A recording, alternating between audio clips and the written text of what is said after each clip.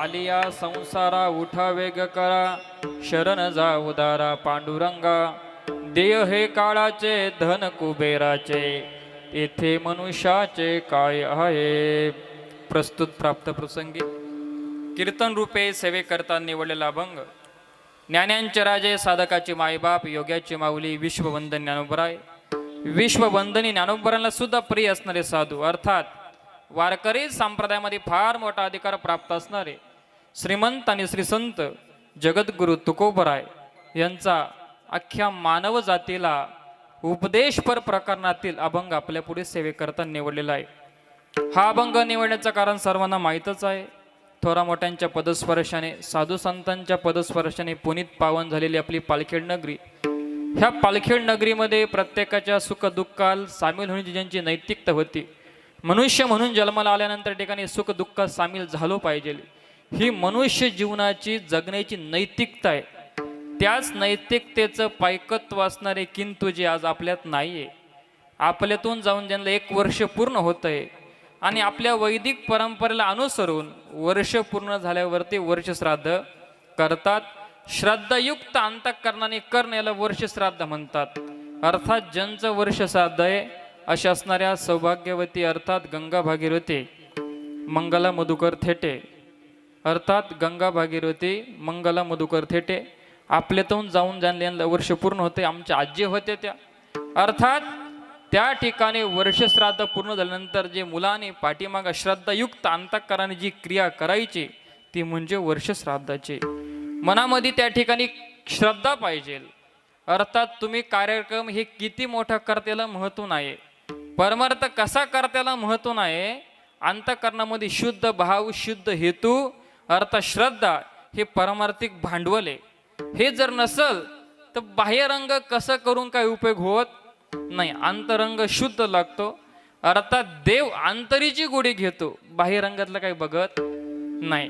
या शुद्ध उद्देशाने अर्थात त्यांचे सुपुत्र असणारे आमचे मामा सतीश मधुकर थेटे यांनी हा वर्षश्राद्धाचं आयोजन नियोजन केलेलं आहे. गेल्या 1.5 महिन्यापासून त्यांनी सांगून ठेवलं होतं की आजीचं वर्षश्राद्ध आपल्याला करायचं आहे. अर्थात त्या ठिकाणी कीर्तन करायचं म्हणाले. त्या ठिकाणी मी त्या अनुषंगाने संपूर्ण नियोजन गावातले भजनी मंडळ असतील, दोन्ही चोपदार असतील, गावातले टाळकरी असतील, हे बाळगोपाळ त्या ठिकाणी टाळकरी संस्थेतले विद्यार्थी असतील, त्याचप्रमाणे आमच्या समवेत आलेले आमच्या गावाचे भूमिपुत्र परम आदरणीय सोपान महाराज खेरणार सुप्रसिद्ध गायक आहे. अर्थात गायन कला म्हणजे देवाची साधना आहे. आज सरस्वती मातेचा जन्मदिवस आहे. आज सरस्वती काय, आज वसंत पंचमी आहे, बरोबर ना. अर्थात आज सरस्वती मातेचा जन्मदिवस आहे. ज्यांच्या कंठामध्ये सरस्वती माता राहते स्वराच्या स्वरूपात असे असणारे सोपान महाराज खेरणार असतील. त्याचप्रमाणे वडनेर भैरवचं वैभव नवे नाशिक जिल्ह्याचं वैभव असणारे परम आदरणीय माऊली महाराज कोपरे, त्यांचं नाव ज्ञानेश्वर आहे. आणि पुणे जिल्ह्यामध्ये ज्यांचं नाव ज्ञानेश्वर आहे त्याला ज्ञानेश्वर म्हणत नाही, काय म्हणतात, माऊली म्हणतात. असे माऊली महाराज कोपरे उर्फ आमचे तात्या. अर्थात त्याचप्रमाणे आमचे मयूर महाराज कवात सुंदर हा ते आळंदीमध्ये साधना ज्यांनी केलेली आहे. आळंदीमधलं ज्ञान ग्रहण केलं, इंद्रायणी नदीच्या तीरी प्रॅक्टिस केली असे मयूर महाराज कवात असतील. त्याचप्रमाणे शूटिंग करणारे भाऊ असतील. त्याचप्रमाणे सुंदर ही माईक सिस्टीम महाराष्ट्रामध्ये काही 2-3 सिस्टीमचं नाव गाजत आहे. टॉप 10 असणारी सिस्टीम म्हणजे आपली गणेश साऊंड सिस्टीम, ते भाऊ असतील. अर्थात संपूर्ण तुम्ही आम्ही श्रोतेगण मंडळी असतील. अर्थात सर्वांच्या चरणी प्रार्थना करतो, सेवेला त्या ठिकाणी सुरुवात करतो. गावातले संपूर्ण भजमंडळ असतील, कोणाचं नाव राहिलं असेल तर क्षमा असावी. अर्थात अभंग उपदेशपर प्रकरणातील आणि तुकोबरा म्हणतात की बाबा तुम्ही संसारात जन्माला आले म्हणून काय करा, उठा वेग करा. अर्थात त्या ठिकाणी वेग करा, उठा वेग करा म्हणजे काय, वेग करा. संसार म्हणजे काय, अर्थात संसार शब्दाचा अर्थ त्या ठिकाणी अनेक अर्थ आहे. ज्या ज्या विषय ज्या त्या ठिकाणी आपल्याला बसवायचं आहे, म्हणजे ज्या अर्थाने आपल्याला संसार शब्द घ्यायचा आहे त्या उद्देशाने तुकोबरा म्हणतात. संसार म्हणजे जगतरूपी पण संसार सांगितलेला आहे, जन्म मृत्यूला पण संसार म्हटलेलं आहे आणि ह्या देहाला पण संसार म्हटलेला आहे. काही ठिकाणी जगद्गुरु तुकोबरा अहंकाराला संसार म्हटलेला आहे, जिंकावा संसार येणे नावे तरी शूर. तिथं अहंकाराला संसार म्हटलेलं आहे. ह्या अहंकाराला जिंकणं म्हणजे संसार आहे. आणि त्या ठिकाणी जन्म मृत्यूला काही काही ठिकाणी संसार म्हटलेलं आहे. पुनरपी जननम पुनरपी मरणम, अर्थात या ठिकाणी देहरूपीला संसार म्हटलेला आहे. आणि मग आपण संसार म्हटलो की आपल्या डोक्यामध्ये एक शुद्ध व्याख्या बसलेली असते. काय? मुलं लेकरं, त्या ठिकाणी गाडी जमीन जुमला घरदार इस्टेट, हा याला काय म्हणतात?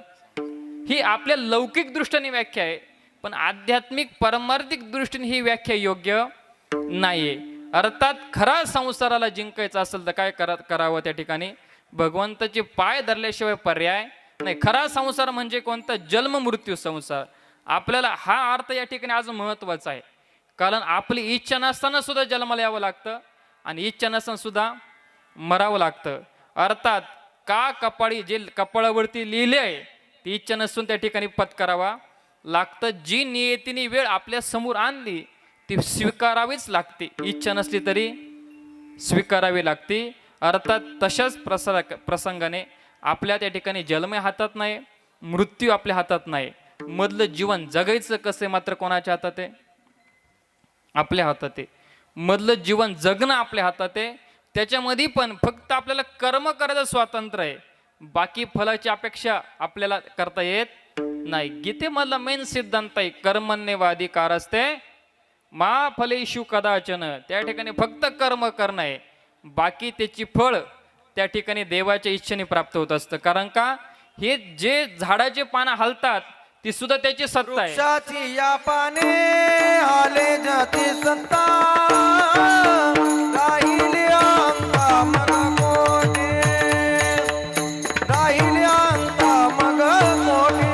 वृक्षाची पाने हाले जाती सत्ता, राहिले अंता मग मोठे, राहिले अंता मग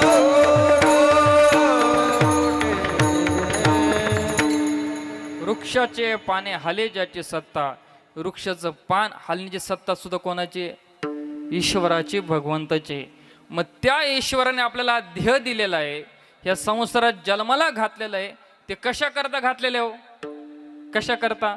भोजन करण्याकरता नाही.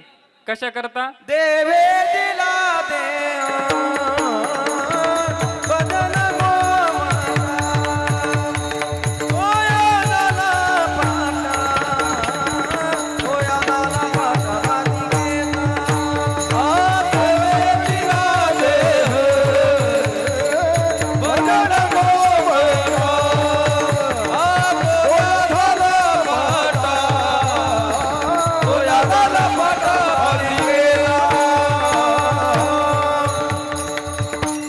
देवाने हा देह कशा करता दिलेला आहे?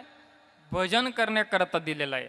अर्थात खरंच प्रामाणिकपणाने त्या ठिकाणी तुम्ही सांगा, आपण करतो का भजन?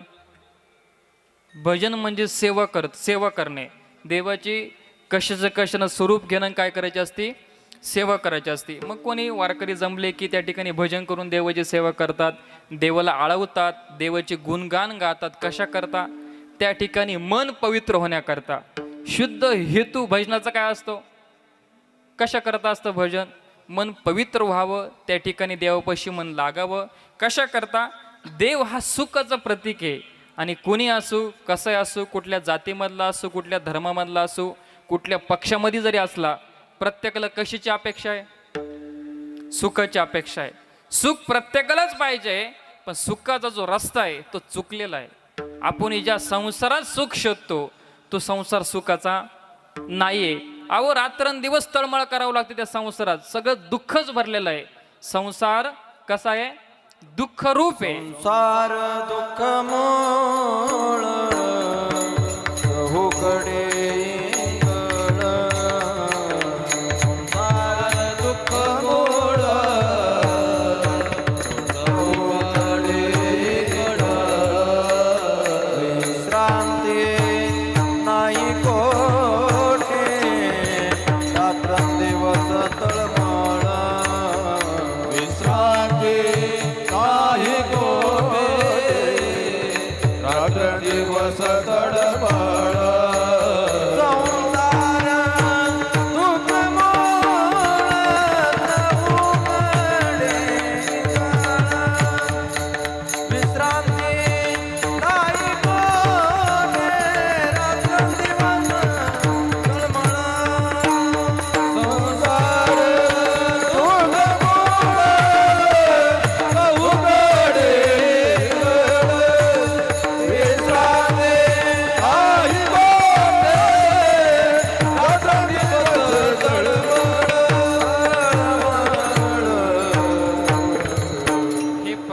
तुमचं दशक्रिवी धन वरचे श्राद्ध ऐकून ऐकूनच पाठवून गेला असेल.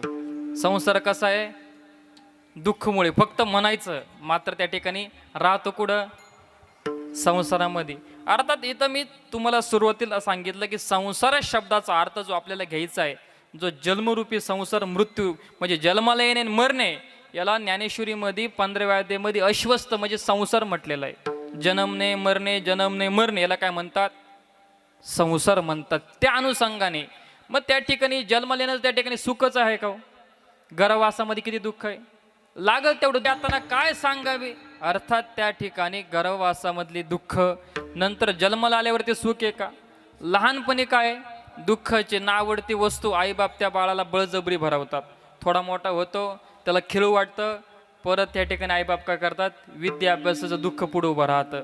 परत थोडा मोठा होतो, अर्थात मग नोकरी छोकरी का शहरात राहावं का ग्रामीण भागामध्ये राहावं, हेच असंख्य प्रश्न मनामध्ये येतात. पहिलं दुःख सांगितलं गर्भवासातलं, नंतरून सांगितलं विद्या अभ्यासाचं कष्ट, बालपणामध्ये दुःख, नंतरून सांगितलं त्या ठिकाणी तरुणपणामधलं दुःख.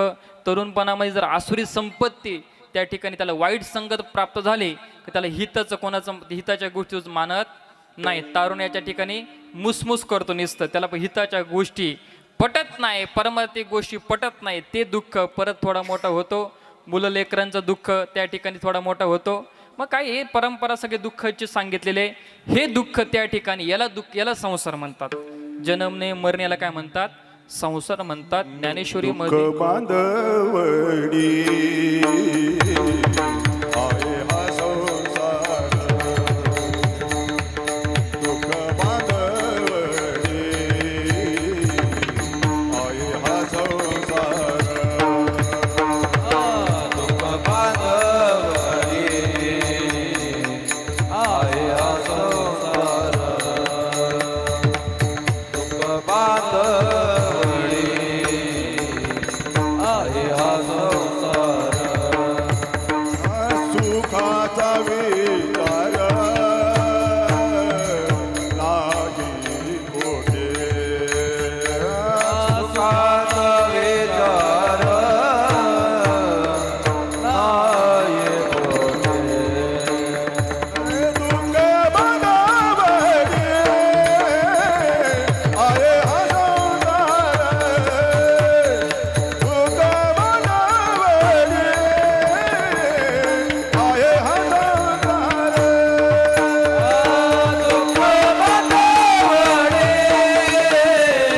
आहे हा संसार, दुःख बांधवडी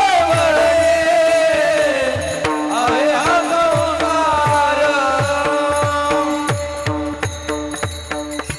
हा संसार कसा आहे?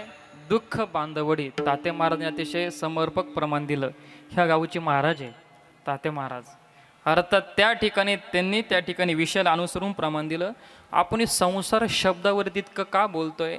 अभंगामध्ये संसार शब्द आलेला आहे आणि तुम्हाला वरील श्राद्धाचे कीर्तन ऐकायची भरपूर सवय झालेली आहे. कीर्तनकारावरती एक जबाबदारी असते, जो अभंग घेतला त्याच्यावर बोलायचं. त्याच्यावर म्हणजे तो खाली ठेवून वरती नाही बोलायचं, त्याला धरून बोलायचं असतं. आणि त्या ठिकाणी अभंगामध्ये शब्द काय आलेला आहे? संसार शब्द आलेला आहे. मग या संसाराविषयी तुम्ही सगळं दुःखरूप ऐकलं, संसारामध्ये जन्माला आले, तुम्हाला जर सुख हे तत्व प्राप्त करून घ्यायचं म्हटलं तर देवाशिवाय पर्याय नाही. म्हणून तो कोपऱ्या अभंगाच्या प्रथम चरणामध्ये सांगतात, आलिया संसारा मोठा वेगळा, आलिया संसारा मोठा वेगळा, आलिया संसारा मोठा वेगळा, आलिया संसारा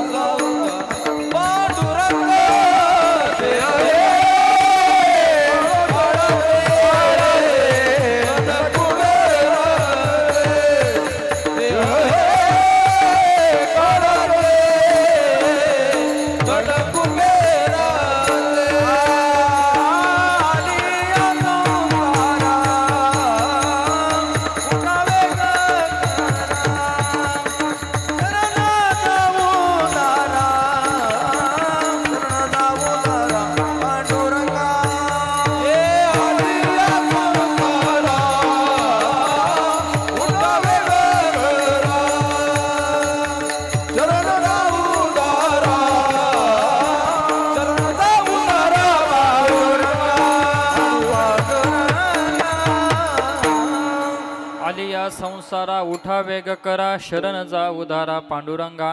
महाराज म्हणतात तुम्ही या संसारामध्ये जन्माला आले, ठीक आहे. हा संसार कसा आहे? दुःख रूप आहे. या संसारामध्ये जर सुखी व्हायचं असेल तर काय करा? आली या संसारा, आता नको तो जन्म झालेला आहे आणि पटकन उठाने वेग करा. कशा करता? देवाला शरण जाण्याकरता. मी एक व्याख्या केली, प्रत्येकाला अपेक्षा कशाची आहे? सुखाची अपेक्षा आहे. सुख हे तत्व जर प्राप्त करून घ्यायचं म्हटलं की देवाला शरण गेल्याशिवाय पर्याय नाही. आता सुख तत्व थोडं साईडला ठेवा. त्या ठिकाणी तुम्हाला जन्ममृत्यूवरती जर विजय प्राप्त करायचा असला तर देवाला शरण गेल्याशिवाय पर्याय नाही. हा ध्येय कशा करता दिलेला आहे? आयुष्याच्या साधने सच्चिदानंद पदवी घेणे. हा देह भजन करण्याकरता दिलेला आहे. हा देह नारायणाला जोडण्याकरता दिलेला आहे. हा देह सच्चित आनंदाची पदवी प्राप्त करून घेण्याकरता दिलेला आहे. अर्थात हे विचार फक्त मनुष्यालाच सांगता येतात आणि हे विचार मनुष्यच ऐकू शकतो, बाकी कोणी हे विचार ऐकू शकत नाही. तुम्ही कुठं बघितलं का एका गावामध्ये सगळे बैल एकत्र आले आणि बसले कीर्तनामध्ये? असं कुठं आहे का? शक्य आहे का? बैल कुठे कीर्तनात बसतात का? आता बैलांनी एकत्र जमले आणि निघले पंढरपूरच्या वारीला. कारण का? त्या जन्मामध्ये, त्या योनीमध्ये, त्या पशुधिकांमध्ये ज्ञानच प्राप्त करून घेता येईल. अनेक हे ज्ञान नाही कोठे, अनेक हे ज्ञान नाही कोठे, अनेक हे ज्ञान नाही कोठे, नाही कोठे, अनेक हे ज्ञान नाही कोठे. यात देई गणे देवाचे भजन, याच देई गणे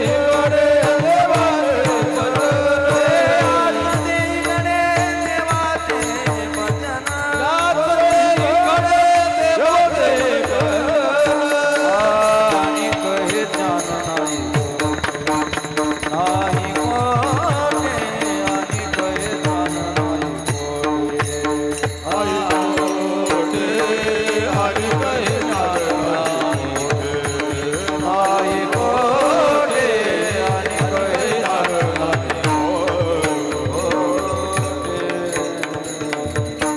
ह्याच देही घडे देवाचे भजन, अनेक हे ज्ञान नाही कोटे. अर्थात या देहामध्येच देवाचं भजन करता येतं, बाकीच्या देहामध्ये करता येत नाही. बाकीची जी योनी आहे पशुधिकांची, ते त्या ठिकाणी कर्माची भोग भोगून संपवतात.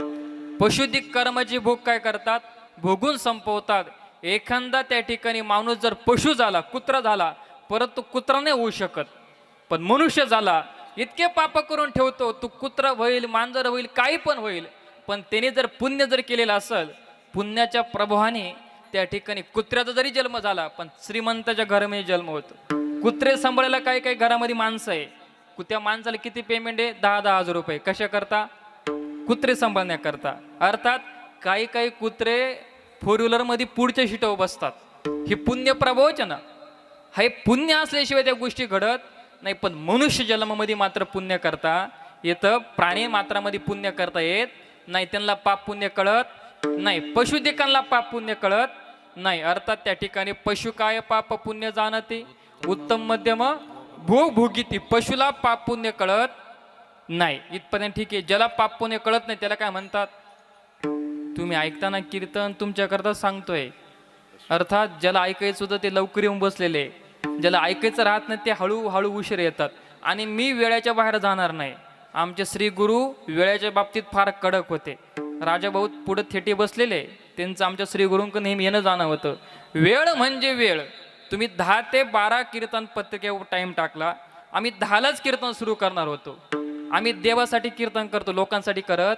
आणि असे माणसं शोधून तुम्हाला सापडणार नाही. आता काय सगळेच गोड गोड बोलतात, त्या ठिकाणी स्तुती करतात, कशा करता कीर्तन ठेवतात. ही कीर्तन कशा करता असतं? कशा करता असतं? आता तुम्हाला प्रश्न विचारला मी तोपर्यंत चहा पिऊन येऊ का? तसं मी चहा पेत नाही. तुम्ही एवढी शांत काय? मी लांबचा महाराज कुठचं का? तुम्ही नेहमी माझे प्रवचन कीर्तन ऐकलेलं आहे. एक साधा प्रश्न मी तुम्हाला विचारला, मग ते म्हणशील तुम्हाला काल बोलवलं आम्ही? आम्हाला प्रश्न विचारतात म्हणाले, मग तुम्हाला काल बोलवलं? लोक असे म्हणतात. अहो मीच उत्तर देतो, तुम्ही काय उत्तराच्या भानगडीत पडू. फार विचार नका करू, फार त्रास सहन नका करू. कशाला करता त्रास सहन? आधीच तर मोठा त्रास सहन केला, येऊन बसले तुम्ही. लवकर तरी आले कमीत कमी. अर्थात हे कीर्तन त्या ठिकाणी उद्धारा करताय, मुक्त होण्याकरताय. अर्थात ज्याला उद्धाराची अपेक्षा आहे, मनामध्ये तळमळ आहे, तो आधी त्या कार्यामध्ये रत असतो. कार्य सुरू होण्या अगोदर त्या ठिकाणी तो धर्म मंडपात जाऊन बसतो. 2 विचार चांगले ऐकायला भेटतील, ज्ञान प्राप्त होईल आणि त्या ज्ञानाने आपण देवाला प्राप्त करून घेऊ. हा शुद्ध उद्देश ज्याच्या अंतःकरण आहे त्याला कीर्तन पचतं. बाह्यरंगात्मक दृष्टीने जर कीर्तन ऐकत असाल तर काही फायदा होत नाही. पालत्या घड्यावरती काय असतं? पाणी असतं. किती कीर्तन ऐकले हो. काही बाबाला म्हटलं, बाबा चला कीर्तनाला, आपल्या गावामध्ये चांगला सप्ताह बसलेला आहे. ते बाबा म्हणतात, महाराज टीव्हीवरच कीर्तन आहे. आधीच तर घरामधले कीर्तन कमी नव्हते, आता परत काय झाले, कीर्तन टीव्हीवर सुरू झाले. म्हणजे टीव्हीवर दाखवणं त्या ठिकाणी मला त्याच्याविषयी मी दुभाव नाही करत, पण त्या ठिकाणी कीर्तन हे समष्टी पुण्य आहे. ते पुण्य प्राप्त करून घेण्याकरता कीर्तनात सगळ्यांमध्ये येऊन बसावं लागतं. ते पण फार उशिरा नाही, आधी येऊन बसावं लागतं. कीर्तनाचा मंडप झाडून घ्यावा लागतो, सेवा करावं लागते. कीर्तन ऐकायचं म्हटलं की भजन देवाचं ऐकावं लागतं. आधी भजन करावं लागतं. का? भजनाने काय परिणाम होतो? मन शुद्ध होतं, मन पवित्र होतं. मन पवित्र झाला का हे आध्यात्मिक देवाविषयीचे विचार तुमच्या मनामध्ये स्थिर होतात. ज्यानं आधी भजनच केलं नाही, पंचपदच केली नाही, विठ्ठल विठ्ठल भजनच म्हटलं नाही, त्याला कसं काही कीर्तन पचत? अर्थात कीर्तन पचवण्याकरता त्याकरता शुद्ध अंतःकरण, शुद्ध भाव त्या ठिकाणी ठेवावा लागतो. कारण का? हे मन जोपर्यंत शुद्ध होत नाही तोपर्यंत तिथं भगवंत येत नाही. योनी गोपाळ राहे ते योनी गोपाळ राहे ते योनी गोपाळ, राहे ते योनी गोपाळ. तुका म्हणे करार निर्मळ योनी गोपाळ योनी गोपाळ राहे ते तुका म्हणे करार निर्मळ योनी गोपाळ, योनी गोपाळ राहे ते. तुका म्हणे मन करारे निर्मळ. खरा परमार्थ तो असेल ना, खरं कीर्तन प्रवचन जे असेल ना, ते मन शुद्ध होण्याकरता आहे. अर्थात दिंडे असतील, भजन असतील, तुम्ही कीर्तन ऐकतात, प्रवचन करतात, याचा शुद्ध भाव म्हणजे मनासाठी परमार्थ आहे. परमार्थ ना तनासाठी ना धनासाठी, मनासाठी परमार्थ करत असाल तर त्या ठिकाणी परमार्थ तुमचा फलीभूत होईल, नाहीतर नाही. पर आपण नाशिक पासून त्र्यंबकेश्वर पर्यंत फट्टा ओढतो, कपडे बघ्या सगळे पांढरे शुभ्र कपडे घालतो, पण मनामध्ये काय असतं? सगळे विकार, विषय, वासना भरलेला असतात. काम, क्रोध, लोभ याच्या आधी पुरुष झालेला असतो. अर्थात खरा शत्रू कोण असेल माणसाचा? खरा शत्रू क्रोध आहे, काम आहे, लोभ आहे. अतकेनम प्रयुक्तोयम पापम चरती पुरुषा. अर्जुनासारख्या महात्म्याने देवाला प्रश्न विचारला, मनुष्य पाप करायला का प्रवृत्त होतो? देवाने उत्तर दिलं, श्री भगवान वाच कामयेश क्रोधयेश रजोगुणो समुद्भवम महाशना महापापना विद्येन महिवैरिनम. विद्या प्राप्त करण्यामध्ये मोठे वैरी आहे. कोणते शत्रू? काम, क्रोध, लोभ. मनुष्य भांडण करतो का क्रोध भांडण करतो? तुम्हाला साधा प्रश्न आहे, भूका लागल्या का? संपू का कीर्तन? साधा प्रश्न मी विचारला. अर्थात सगळे एक अतिशय भव्य दिव्य मंडप आहे, प्रसन्न वातावरण आहे, सिस्टीम चांगली आहे, वादक चांगले आहे, टाळकरी भरपूर आहे. हे तरुण पोरं टाळकरी, लहान लहान मुलं पोरं टाळक घेऊन उभे तुमच्या पुढं. अर्थात मग तुम्हाला काय कमतरता येतं? फक्त उत्तर त्या ठिकाणी द्यायचं आहे. मनुष्य भांडण करतो का क्रोध भांडण करतो? विचार करून उत्तर द्या. क्रोध भांडण करतो. जाऊ द्या, मी सांगतो, तुमचा आवाज माझ्यापर्यंत आता येत नाही, माझे कान बांधलेले. अर्थात क्रोध भांडण करतो आणि तो क्रोध क्षणभरचा असतो, तो कायमस्वरूपी असतो का? मग हे काम, क्रोध, लोभ हे विकार काढून टाकण्यासाठी, त्याच्यावरती विजय प्राप्त करण्यासाठी कीर्तने आणि देवाला शरण जावं लागतं. ह्या शुद्ध उद्देश. आता कीर्तन ऐकण्याची लोकांची मानसिकताच ढासळली. लोकांना वाटतं कीर्तन म्हणजे टाइमपास, येऊन बसायचं, प्रत्येक वर्ष श्राद्धामध्ये तेच आहे, उशीर यायचं, बाबा लवकर आवरा. अहो तुम्ही उशीर आले ना आम्हाला सांगता लवकर आवरा, आम्ही वेळेच्या बाहेर जाणार नाही, आम्हाला माहिती आहे वेळ आम्ही पाळणारच आहे. पण हे विषय म्हणजे कीर्तन म्हणजे काय, या ठिकाणी मनोरंजन नाही, हितरंजन नसतं. आणि मनोरंजनामध्ये हित नसतं, हितामध्ये मनोरंजन नसतं, मनोरंजनामध्ये हित नसतं. कीर्तन हिताचं साधन आहे. त्याच्यामध्ये मनोरंजनाची अपेक्षा करू नाही. कोणी कोणी म्हणतं वरश्राद्ध आणि पिंगळा म्हणा. ही पिंगळं म्हणे जागा आहे का? कोणी कोणी म्हणतं आई आई सांगा बाप सांगा. ज्या आई बापाने मुलाबाळांना 25, 50, 60, 70 वर्ष सांभाळलं त्यांचं तो ऐकत नाही. 2 तासाचे कीर्तन ऐकणार आहे का? आता फार तक्रार येतात, महाराज आमची मुलं आमचं ऐकतच नाही. आमचे श्री गुरु म्हणायचे अरे तू तुझ्या बापाचं किती ऐकत होता? आपल्या मुलांकडून अपेक्षा आपण करतो, आपण आपल्या बापाचं किती ऐकत होतो आपल्या मनाला विचारावं. कारण माणसाचा प्रभाव केव्हा पडतो माहिती आहे का?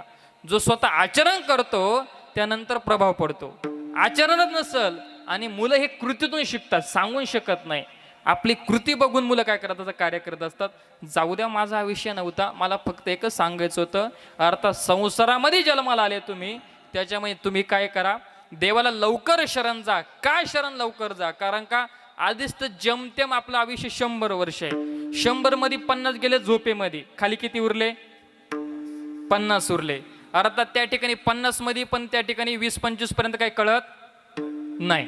अर्थात बालपणा गेले नेणता. अर्थात बालपणामध्ये काय करावं, काय कशी गोष्टी करू नये, 20-25 त्या विचारामध्येच जातात. परत 10-5 वर्ष म्हातारपणाला जातात. शेवटचं चिंतुनी मन होई वेडी. ज्ञानोबा म्हणतात म्हातारपणामध्ये फार परमनंत होत नाही, मन एकाग्र होत नाही, अनेक विचार येतात मनामध्ये. शेवटचे 10 वर्ष सोडून द्या. खाली किती उरले? माझं थोडं गणित कच्चं आहे. किती उरले? 50 गेले झोपेमध्ये, 25 गेले त्या ठिकाणी बालपणामध्ये, 10-15 गेले म्हातारपणामध्ये. परत काही की दुपारी झोपतात, 2-2 तास मोबाईलचे धरा. खाली किती उरतात? काहीच उरत नाही त्या ठिकाणी. म्हणून त्या ठिकाणी महाराज अल्प आयुष्य मानव देह, आयुष्य मानव देह, शतगणिले ते अर्धरात्र काय, गणिले ते अर्धरात्र काय, ते बालत्व पिडारोग क्षय, ते बालत्व पिडारोग क्षय, काय भजनासी उरले ते पाहे गा, काय भजनासी उरले ते पाहे गा, काय भजनासी उरले ते पाहे गा. काय भजनासी उरले ते पाहे गा.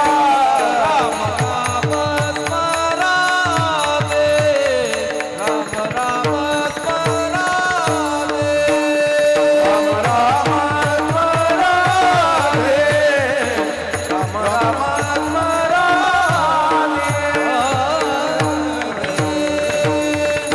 आयुष्य कसंही अल्प आयुष्य मानव देय, मध्ये बालत्व पीडा क्षय रोग. काय भजनाची उरले ते सांग. काय उरतं भजन करण्याकरता हो? मग काय- वर्ष भरली यासाठी, मग वर्ष भरली यासाठी, मग वर्ष भरली आसाठी, मज वर्ष भरली आसाठी, तुझे हाती येईल काठी, तुझे हाती येईल काठी, तुझे हाती येईल काठी, तुझे हाती येईल काठी. चाववे ना भाकर रोटी, चाववे ना भाकर रोटी, चावविना भाकर रोटी, चावविना भाकर रोटी, वटी लागली से, वटी लागली से, वटी लागली से, वटी लागली से. मग वर्ष भरली यासाठी, मग वर्ष भरली यासाठी, मग वर्ष भरली यासाठी, मग वर्ष भरली यासाठी, वर्ष भरली आसाठी, मला वर्ष भरली आसाठी,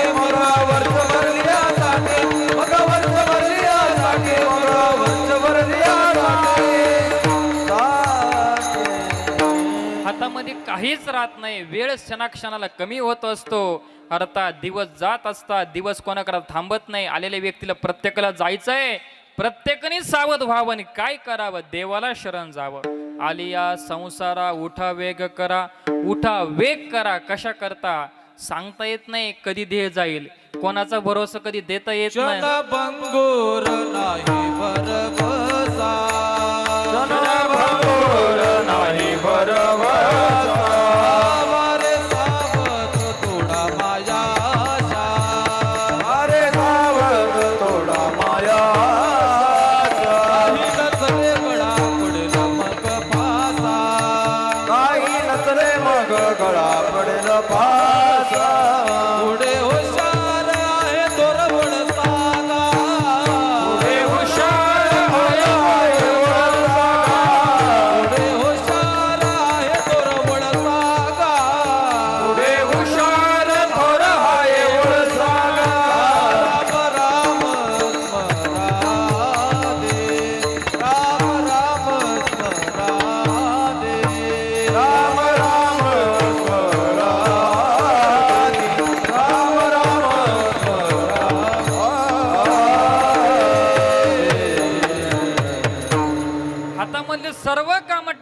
ज्ञान आधी काय करा, मग राम राम स्मरा. आधी महाराज काय सांगावा, प्रपंचामध्ये भरपूर काम आहे. सकाळी उठल्यापासून बापाचं करा, त्या ठिकाणी आईचं करा, नंतर सासू सासऱ्यांचं करा, आई लेकराचं करते, मुलाबाळांचं करते, सर्वांचं करते. वेळ कुठे आहे? अशी लोक काय करतात, सांगतात महाराज वेळच नाही. मग अजून तुकोबाराने माणसांचा विचार केला, या समाजाचा, पूर्ण समाजाचा विचार केला आणि अतिशय सोपा परमार्थ सांगितला. तुम्ही जे काम करता त्याच्यात काय म्हणा, जाईल भव श्रम सुख होईल दुःखाचे, जाईल भव श्रम सुख होईल दुःखाचे, जाईल भव श्रम सुख होईल दुःखाचे, जाईल भव श्रम सुख होईल दुःखाचे. कामामध्ये काम काही म्हणा राम राम, जाईल भव श्रम सुख होईल दुःखाचे. कामामध्ये काम काही म्हणा राम राम, जाईल भव सुख होईल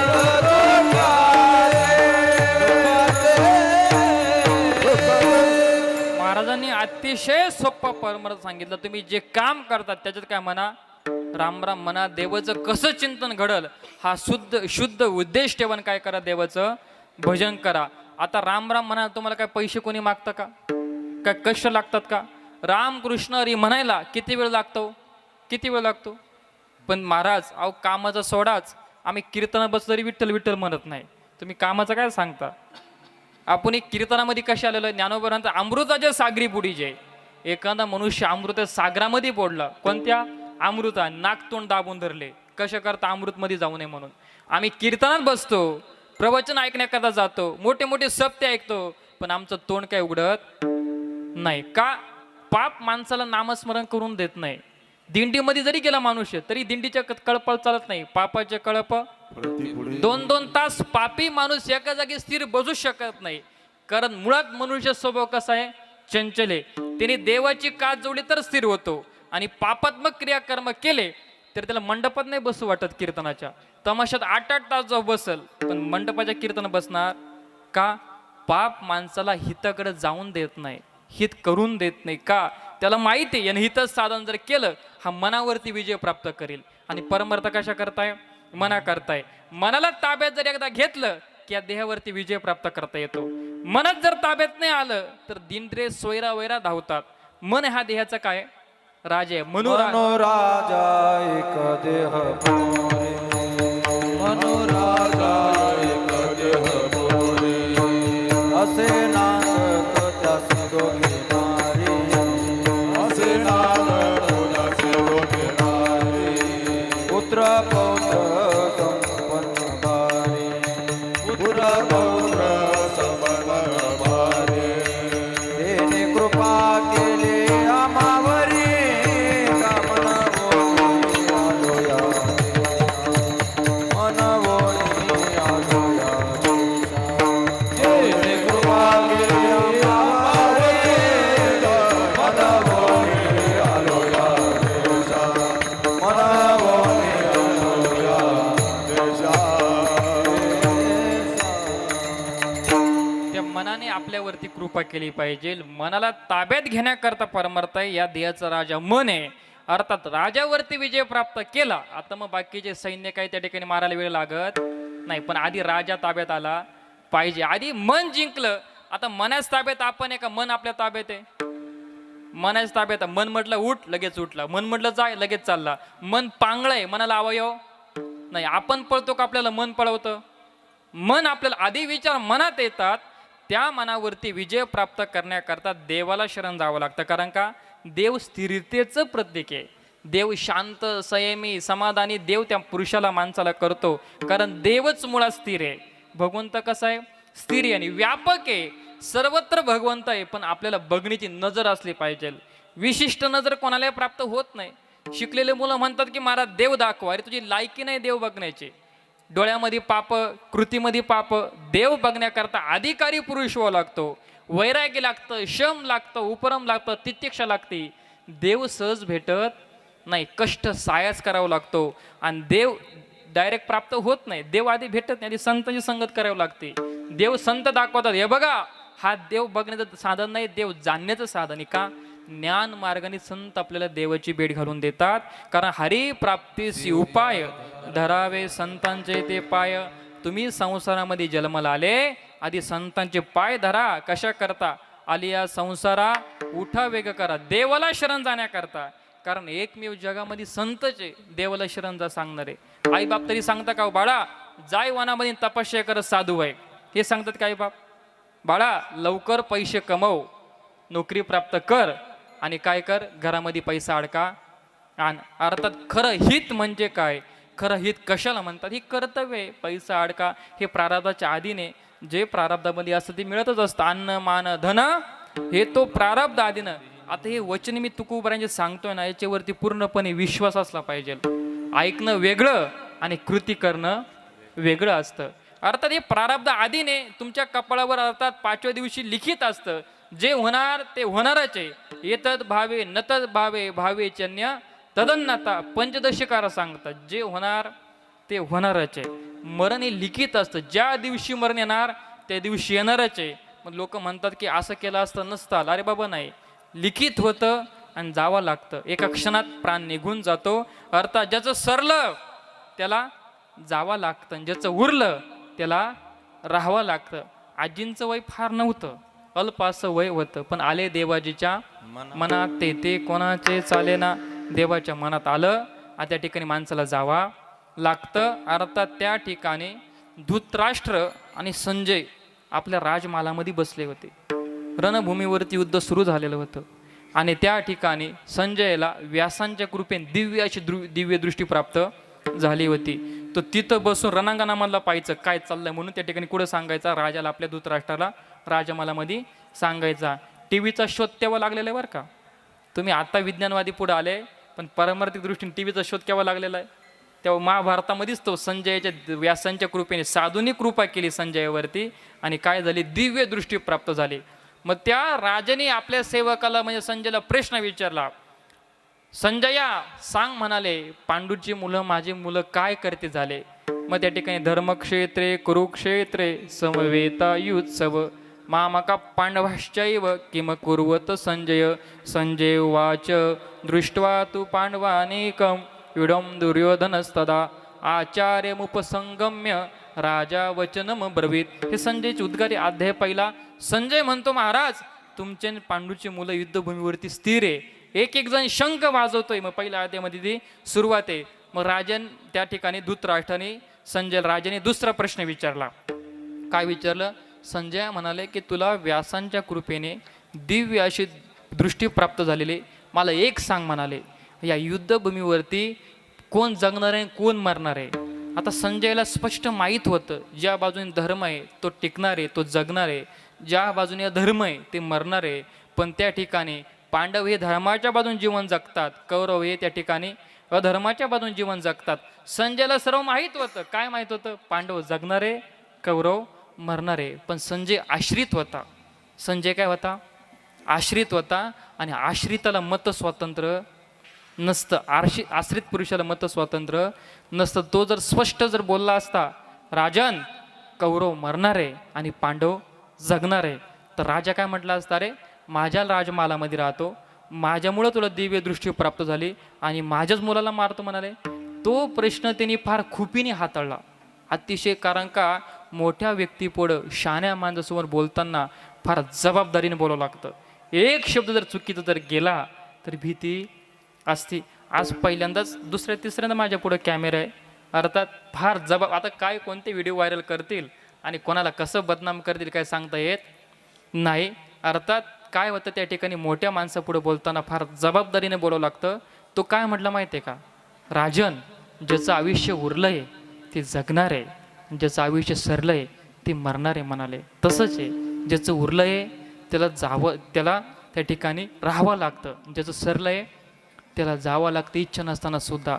कधी कधी माणसं त्या ठिकाणी कोरोनाच्या काळामध्ये घरचे माणसं नीट झाले आणि दवाखान्यातल्या माणसाचं काय झाला, मृत्यू झाला. आणि दवाखान्यात काय- आयुष्य सरली या कोण मासा जाते आयुष्य सरलिया कोण वासनाते आयुष्य सरली या कोण मासा जाते आयुष्य सरलिया कोण वासनाते पुढेही बघिते पुढेही बघिते या मदंगा हे भजे हे भजे देया वसंत आयुष्य सरले कोण बा सांगते. आयुष्य सरलं की जावा लागतं, राहणं लागत नाही. आणि त्या ठिकाणी पापात्मक क्रिया करणाऱ्या माणसाची फजिती होती. यम त्याला मारतात, जोडतात. जन वाईट कर्म केलेले कर्माचं फळे भोगावंच लागतं. कर्म कोणाला चुकत, कर्म कोणालाच चुकले नाही, कोणालाच नाही. शाण्या व्यक्तीची व्याख्या मी नेहमी सांगतो. शाना कोणाला म्हणतात, वय वाढलं म्हणून कोणी शाना होत नाही. अख्ख्या डोक्याची दाढीचे केस पांढर झाले म्हणून कोणी शाना होत नाही. ज्ञानोबा म्हणतात, वयाच्या प्रबोधे विचार नर नाही. वय झालं म्हणून त्या ठिकाणी ज्याचे काही विचारच आले म्हणून सांगता येत नाही. मग शाना कोणाला म्हणतात, परिणामाचा विचार करून जो कर्म करतो त्याला काय म्हणतात, शाना म्हणतात. आपण काय कर्म करतोय त्याचा परिणाम जगाला नाही भोगायचा, स्वतःला भोगायचा आहे. सगळं वाटून घेता येईल. किती मुलीचं आईवरती प्रेम असू द्या, आईचं मुलीवरती प्रेम असू द्या, मुलाचं बापावरती असू द्या, बापाचं मुलावरती असू द्या, सगळं वाटून घेता येईल. पण कर्म कधी कोणाला वाटून घेता येत. कर्मे श्रीरामे वनवास गेला, वियोग घडला सीता देवी. अर्थात राम प्रभूच्या पिताश्रींना सुद्धा कर्म चुकले नाही. कर्मे दशरथे योगे मेला, कर्मे श्रीराम वनवास गेला, वियोग घडला सीता देवी. जगत जननी जी होती, अर्थात जगाची जी माता होती, राजा जनकासारखा ज्याचा पती होता, राजा दशरथासारखा ज्याचे सासरे होते, तिला तरी कर्म चुकले का हो? मग तुम्ही आम्ही कोणत्या बाजाचा भाजीपाला आहे. अर्थात कर्म करत असताना माणसाने नेहमी विचार करून कर्म करावं.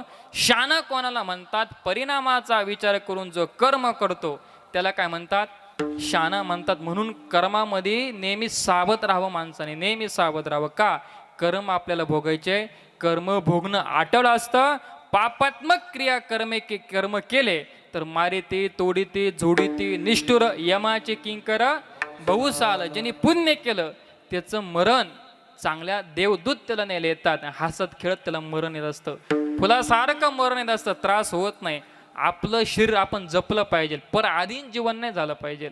पर आधीन त्या ठिकाणी शाणे माणसं तत्परतेचे उपाय करतात. आधी शरण रक्षण संरक्षण करतात. कारण पहिला धर्म सांगितला, मरेपर्यंत शरीराला कसलाय रोग न होऊन देणं, हा पहिला धर्म आहे. शरीर चांगलं असेल तर कीर्तन, पंढरपूरची वारी आपण करू शकतो, ऐकू शकतो. जर शरीरच चांगलं नाही तर काय करणार आहे. म्हणून काय करावं, शरीर जपावं. 2 नंबरचा टप्पा त्याने सांगितला, शरीर जपण्या अगोदर पहिलं देवाला शरण जावं.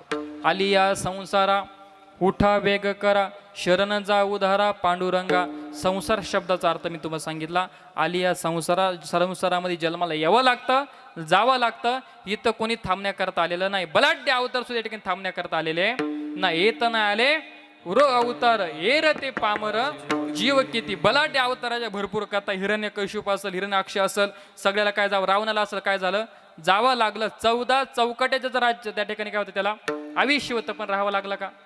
देव सगळं सहन करतो, मात्र अहंकार काही सहन करत नाही. रावण किती फार भक्ती करायचा, रावण अतिशय भक्तिवान रावण होता, पण सुद्धा अहंकार देवाला सहन झाला नाही. तैसे चित्ते अंते ठावो, जिबे सकळ शास्त्रांचा सरावो, ऐशे कोटी जन्म जाओ न पविजे माते. ज्ञानोबर म्हणतात, कोटी शास्त्र जरी पाठ केले पण मनामध्ये जर अहंकार जर आला, तिळ भरी जरी होय अभिमान, होय अभिमान निरुतो समान भार देवा, निरुतो समान भार देवा, निरुतो समान भार देवा, निरुतो समान भार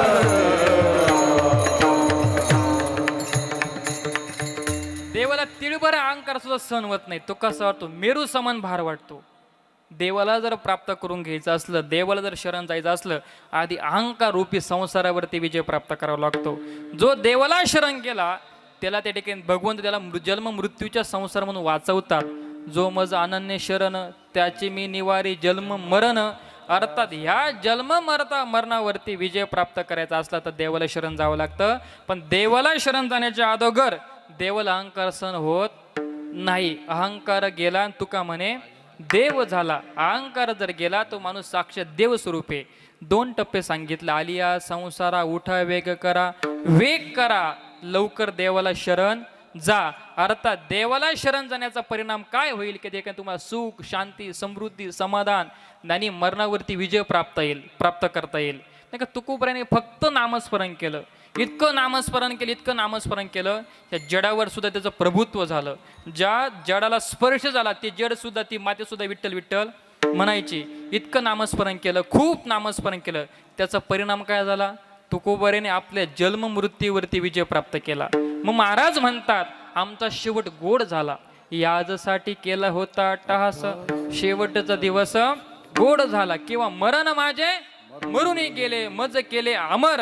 अर्थात हे सगळ्या गोष्टी ठीक आहे महाराज. आम्ही देवाला शरण न जाता आम्ही बाकीच्या गोष्टी करतो. त्या ठिकाणी पैसा अडक्याच्या पाठीमाग लागतो. धन मालमत्ता सगळ्याच्या पाठीमाग लागतो. अरे बाबा ते प्रारब्धाच्या वशीने तुला प्राप्त होणारच आहे.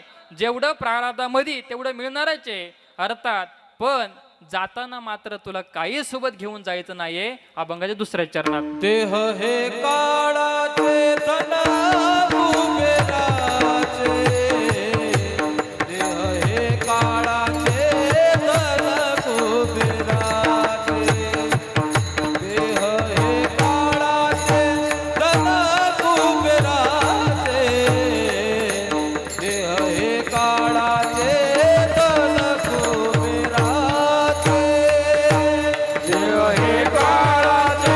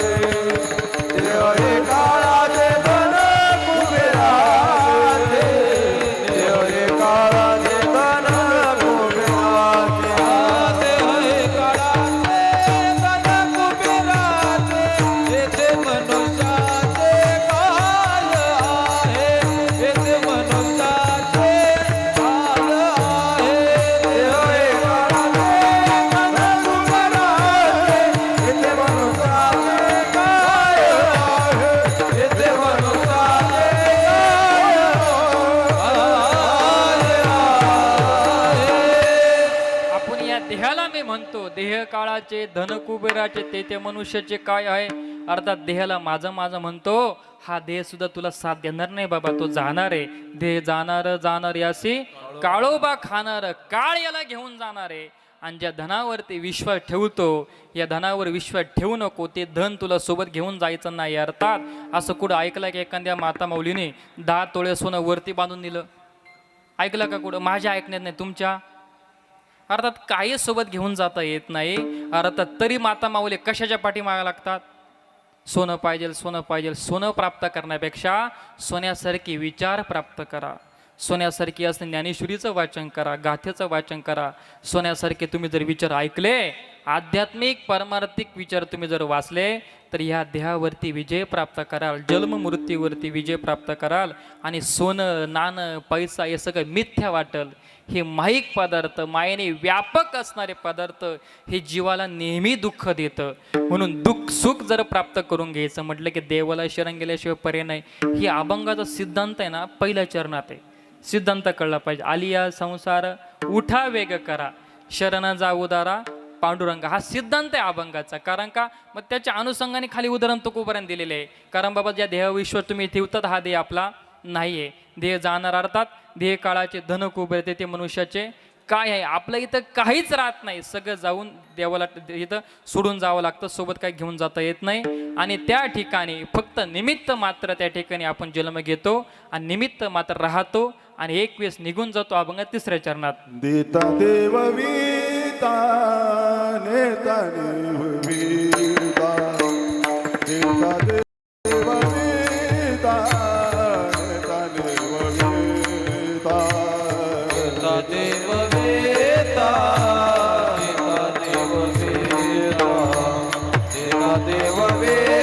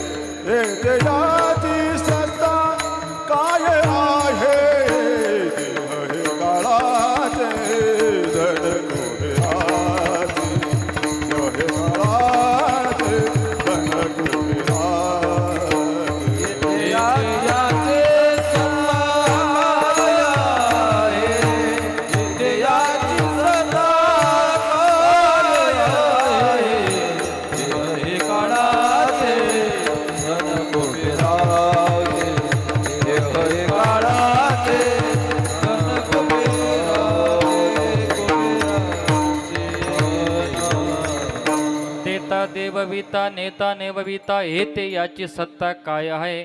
देणारा देतो आणि घेणारा घेऊन जातो. जन्म आपल्या हातात नाही, मृत्यू आपल्या हातात नाही, मधलं आयुष्य जगायचं कसं आहे मात्र आपल्या हातात आहे. मग त्यामध्ये कर्तव्य येतं. पहिलं कर्तव्य त्या ठिकाणी जन्म घेतल्यानंतर संस्कार अवलोकन करणं माता पित्याचं पहिलं कर्तव्य असतं. मुलाला संस्कार करणं. मुलगा मोठा झाला, लहानपणी त्या ठिकाणी आईविना लेकरू हे पोरकं होत असतं. लहानपणी माता, तरुणपणी महात्मा आणि म्हातारपणी परमात्मा. देणारा देतो, घेणारा घेऊन जातो. मधलं आयुष्य जगण्यामध्ये कर्तव्य येतं. हे कर्तव्य दक्ष पुरुष असला पाहिजे. मग त्याच्यानंतर लहानपणी आईबापाला जबाबदारी असते मुलं संगोपन करणं. वयस्कर आईबाप झाले की मुलावरती जबाबदारी येते आईबापाची काय करणं, सेवा करणं. अर्थात या ठिकाणी कर्तव्य सांगितले. ह्या कर्तव्य दक्ष जीवनामध्ये आपण मात्र फक्त काय असतो, निमित्त असतो. ती आई कशी असते, लहानपणी जसे बालकाचा सांभाळ करते, कसलाही लाभाचा विचार न करता ती प्रेम करते, ती म्हणजे आई असते. अर्थात त्या ठिकाणी एक पात्र असं आहे आपल्याकडून कसलाही लाभ न बघता. अर्थात हे एक वर्षश्राद्ध माताविषयी म्हणून मी तिकडे विषय तुम्हाला नेला आणि त्याला तुकोबारायांचे प्रमाण आहे. लाभ नसताना प्रेम करणारे ऐसी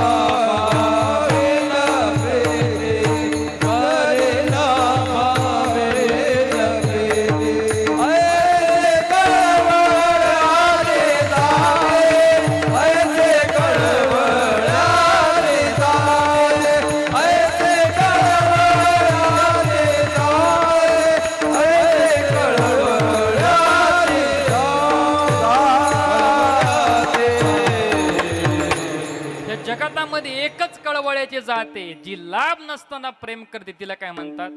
आई म्हणतात. ऐसी कळवळ्याची जाती करी लाभाविन प्रीती. आई गेली जीवनामध्ये, सगळे लाभानेच प्रेम करणारे, काहीतरी लाभ असतानाच लोक जवळ येतात. आई बाप गेले की कोणी लाभाने जवळ, त्याच्या व्यतिरिक्त पात्र जीवनामध्ये गेलं. अर्थात काही निस्वार्थ प्रेम, निखळ जिच्या अंतःकरणामध्ये प्रेम असतं ती म्हणजे आई असते. म्हणून जोपर्यंत जिवंत आहे तोपर्यंत किंमत करा, सेवा करा. ज्ञानेश्वर महाराज म्हणतात, जगामध्ये तुम्हाला कुठं तीर्थयात्रा नाही जात आलं, नका जाऊ, तर त्या ठिकाणी आईबापा जर सेवा केली, जगामध्ये जेवढे तीर्थ आहे, किती तीर्थ आहे जगामध्ये? 360 कोटी तीर्थ आहे. तेवढे तीर्थ तुम्हाला घर बसल्या प्राप्त होतील, एवढं सामर्थ्य आईबापाच्या सेवेमध्ये. सकळ तीर्थाचे धुरे जे का माता पितरे आदरे, तया सेवेचे किरके जे लोण की अर्थात आपलं शरीर त्यांच्या सेवेमध्ये आपण समर्पित केलं पाहिजे. जगामध्ये 360 कोटी तीर्थ आहे आणि जिवंतपणे आईवडील आपल्या ठिकाणी दैवी शक्ती देतात, प्रेम देतात आणि प्रेम देत असताना लाभ न बघता देतात, मेल्यावरही पुण्य देतात. गरुड पुराण असं सांगतं, एखाद्या आईचा बापाचा मृत्यू जर झाला, आपल्या घरापासून स्मशानापर्यंत प्रत्येक पावला गणित जर आपलं आईचं बापाचं प्रेत खांद्यावर जर नेलं, तर प्रत्येक पावला गणित अश्वमेध यज्ञाचं फळ प्राप्त होतं. केव्हा? मेल्यावर. एवढं आई आणि वडिलांमध्ये काय असतं? सामर्थ्य असतं. हा माणसाने विचार केला पाहिजे. अर्थात जर तिचे 10 दिवस पूर्ण नेम पाळले, पहिल्या दिवसापासून दशक्रियाविधीपर्यंत श्रद्धायुक्त अंतःकरणाने जर नेम पाळले, घरामध्ये भजन घेतलं, हरिपाठ केला, तर पृथ्वी प्रदक्षिणा केल्याचं फळ घर बसल्या प्राप्त होतं. एवढं सामर्थ्य आईच्या सेवेमध्ये, म्हणजे जिवंतपणे सेवा करावीच, मेल्यावरती पण आईचे अगणित ऋण आपल्यावरती असतात. 3 ऋण असतात, देव ऋण, पितृण, ऋषी ऋण. या ऋणातून उतराई होण्याचा माणसाने नेहमी प्रयत्न केला पाहिजे.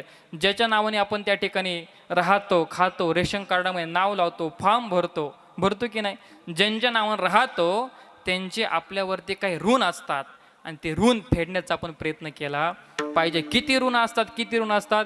जिवंतपणे जर एक कातड्यात जोडे करून त्यांच्या पायामध्ये तुम्ही घातले, ते ऋणात उतराई होऊ शकत नाही. उतराई होऊ शकत नाही म्हणून प्रयत्नच करायचा नाही का? काही म्हणतात आम्ही उतराई होऊ शकत नाही मग प्रयत्नच करीत नाही, सांभाळतच नाही आई बापाला. मुलगा मग डॉक्टर, वकील, इंजिनियर असतो. तुम्ही जर आळंदीमध्ये गेले ना, आळंदीमध्ये तर इंद्राच्या घाटावर काही माणसं बसलेले असतात, त्यांच्यापैकी जाऊन मांडी घालून बसायचं, काही खायला त्याला नाहीच. आणि मनुष्य एखाद्याच्या व्यक्तीच्या सानिध्यात एवढ्या 2-4 तास, 2 तास 15 मिनटं बसला, त्याचं हृदगत तो व्यक्त करत असतो, मनातलं सांगत असतो. मग ते सांगतात, बाळा तुझं गाव कोणतं? आपण सांगायचं अमुक, हे घ्या, तुम्हाला खायला आणलं. मग काहून माता त्यांना म्हणायचं, आजी तुम्ही कुठच्या, तुमचा मुलगा काय करतो? ते सांगतात. अरे बाबा काय सांगावं म्हणे, हाडाचं काळा केलं, रक्ताचं पाणी केलं, मुलाला शिकवलं, मुलगा डॉक्टर आहे, इंजिनियर आहे, वकील आहे, पैसा आहे, पण मात्र घरामध्ये सांभाळत नाही म्हणाले, इथं येऊन ठेवलेले म्हणाले. अर्थात ही अवस्था काय झाली? फक्त त्यांनी शिकवलं, संस्कार नाही दिले. लहानपणी त्याला जाणीव करून दिली असते, बाबा ही तुझी आई आहे, हे तुझे वडील आहे, तुला कर्तव्य सांभाळायचं आहे, कर्तव्य करायचं आहे, पुढे सगळ्या गोष्टी सांभाळून तुला ठिकाणी सगळ्या आम्हाला सांभाळून त्या ठिकाणी सगळ्या गोष्टी करायच्या आहे, हे शिकवणे. फक्त काय शिकवलं? हॉस्टेलमध्ये लागल तेवढे पैसे भरले, तिकडं खायची राहायची सगळी व्यवस्था जागेवर झाली, पण त्या ठिकाणी संस्कारे जाणीव राहिली नाही. अर्थात आपण पेरतो तेच उगवत असतं, वेगळं काय उगवत नसतं. पाप जे असतं ना, ते कशाचे आकार धारण करतं, माणसाला दुःख देतं. अर्थात असं त्या ठिकाणी त्या आळंदीमध्ये लोक सांगतात त्या ठिकाणी. म्हणून त्या ठिकाणी बालपणीच मुलांना चांगले संस्कार द्या, आचरणभूत जीवन शिकवा. आई ही भूमिका काय असती, वडील ही भूमिका काय असते, हे ग्रंथामध्ये, शास्त्रामध्ये आता सर्वत्र वर्णन केलेलं आहे. स्वतः आपण ते वाचन करावं आणि त्याचे ज्ञान त्यांना द्यावं. आई जीवनामधून गेली की त्या ठिकाणी निस्वार्थी प्रेम करणारी व्यक्ती जात असते. अर्थात लाभ नसताना जी प्रेम करते ती आई असती, त्याला सांभाळलं पाहिजे. मोठं झाल्यानंतर त्या ठिकाणी आपलं कर्तव्य असतं, लहानपणी आईचं कर्तव्य असतं, मोठं झालं आपलं कर्तव्य असतं. कर्तव्य दक्ष आपण असलं पाहिजे. कर्तव्य विन्मुख माणसाने कितीतरी चांगले कर्म केले तरी त्याला जीवनात काहीच प्राप्त होत नाही. 1-2 शब्द आहे, कृतज्ञ आणि कृतज्ञ. कृतज्ञ कोणाला म्हणतात? ज्याला केलेल्या उपकाराची जाणीव नसती त्याला काय म्हणतात? कृतज्ञ म्हणतात. आणि कृतज्ञ दोष इतका मोठा, इतका त्याज्य आहे, तो त्रैलोक्यात कुठे जरी गेला, कोणते तरी त्याने वाऱ्या केल्या किंवा किती मोठ्या पंक्ती जेऊ घातल्या आणि कृतज्ञपणाने जीवन जगत असला त्याला ते सफल होत नाही. म्हणून माणसाने कृतज्ञ वृत्तीने जीवन जगावं, कृतज्ञ वृत्तीने जीवन जगू नये. आई बापाचे अगणित उपकार आपले वाचतात, हा कृतज्ञ भाव मनामध्ये ठेवावा. आणि काय करावं, आईची सेवा करावी. अर्थात देता देवविता, नेता नेविता, येथे याची सत्ता. काय देणारा देतो, घेणारा घेऊन जातो. आपली सत्ता काही नसते. आपल्या हातात फक्त एकच असतं, मधले कर्म कसे करायचे. कर्म चांगले करावे. एक संदेश सांगतो, चांगल्या कर्माचं मरण चांगलं येतं, वाईट कर्माचं मरण वाईट येतं. आजींचं वय फार नव्हतं, पण फुलासारखं मरण आलं. काही त्रास झाला नाही, काही नाही. चालता बोलत्या त्या गेल्या, एका क्षणात निघून गेल्या. कोणाला दुःख नाही, काही नाही. सेवा फार त्यांनी करून दिली नाही. अर्थात त्यांचा संपूर्ण जो परिवार आहे त्याच्यामध्ये त्या ठिकाणी सगळ्यांना माहीत आहे, गावामध्ये नाव प्रसिद्ध होतं. आजीचे धर्मपती आमचे आजोबा अर्थात मधुकर कोंडाजी थेटे हे असतील. त्यांच्या पश्चात त्या ठिकाणी त्यांचे सुपुत्र आमचे मामा सतीश मधुकर थेटे. त्याचप्रमाणे त्यांची एक मुलगी आहे, त्यांचं वडनेर भैरव गाव आहे. अर्थात आमच्या मावशी निर्मळा शंकर भवर. त्याचप्रमाणे त्या ठिकाणी आजीचे नातू आकाश सतीश थेटे. हा आकाश आर्मीमध्ये. काहीतरी पुण्याच्या प्रभावाने देशाची सेवा करता येते, तशी करता येत नाही. दुसरा नातू मुलीचा नातू, तोही पण संकेत भवर, हाही पण आर्मीमध्ये. ते पुण्य ह्या आजीबाबांचं खरं पुण्य. लहानपणी त्या बाबांनी त्या मुलांना, त्या नातवांना अतिशय चांगल्या प्रकारे संस्कार दिले. त्यांच्याकडून प्रत्येक गोष्ट शिकून घेतली. ABCD शिकवतील, 12 कडे शिकवतील.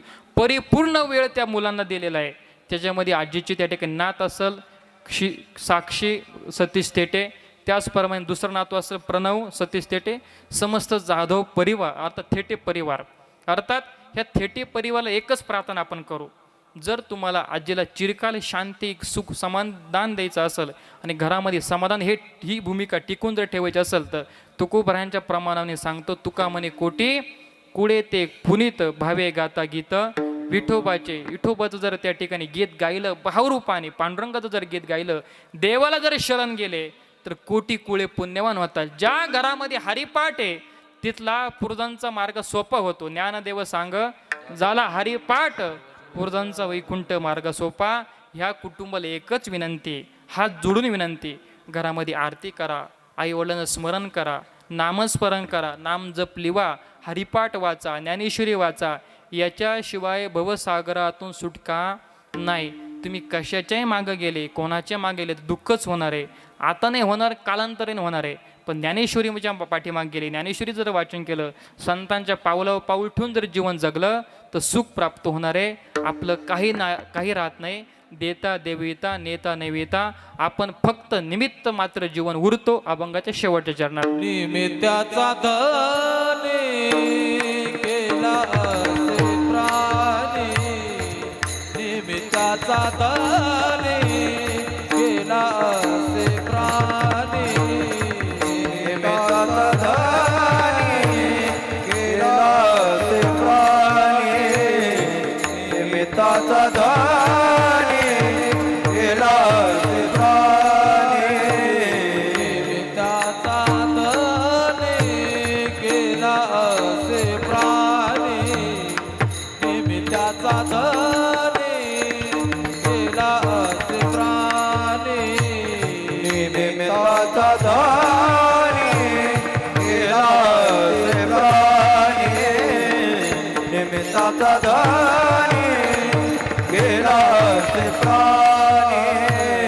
तुका मने मनोने व्यर्थ केला, तुका मने मनोने व्यर्थ केला, तुका मने मनोने व्यर्थ केला, तुका मने मनोने व्यर्थ केला. देह हे काळाचे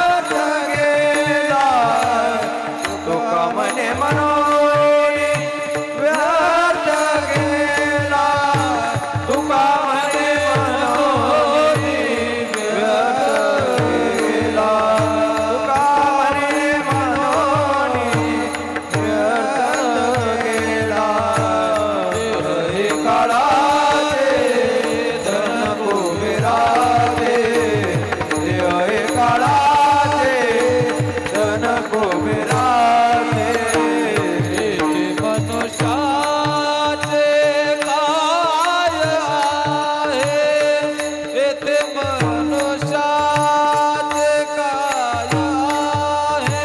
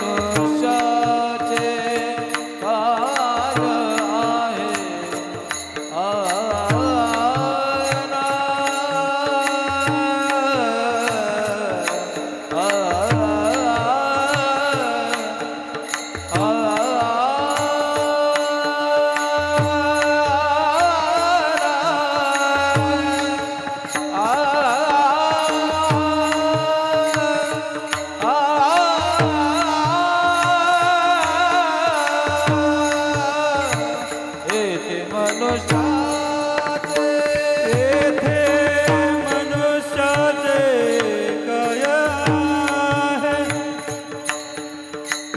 येथे मनुष्याचे काय आहे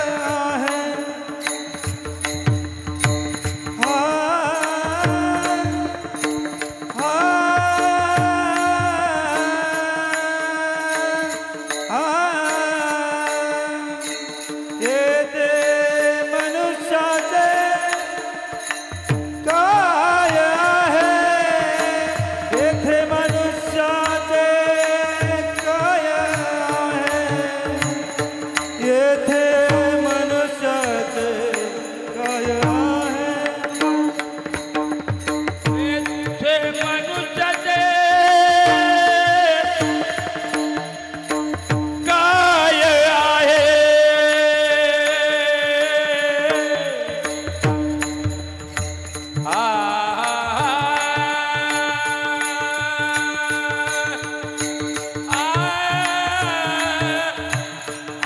आहे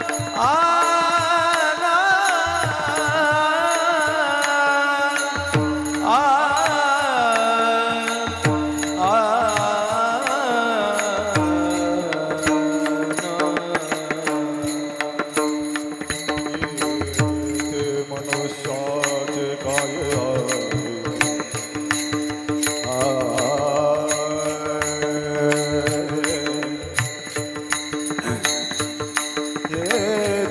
मनुष्याचे काय आहे येथे मनुष्याचे काय आहे काय आहे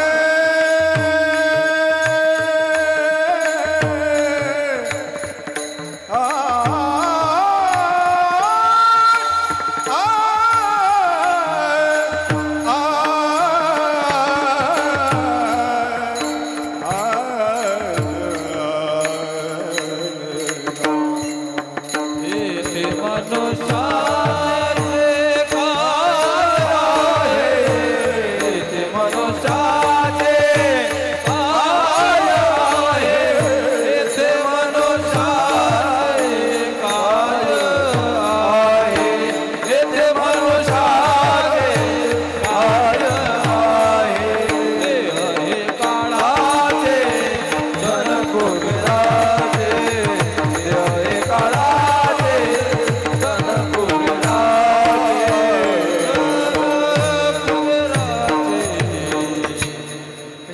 सर्वांनी मोठ्या प्रेमाने पंढरीश पांडुरंग परमात्म्याचा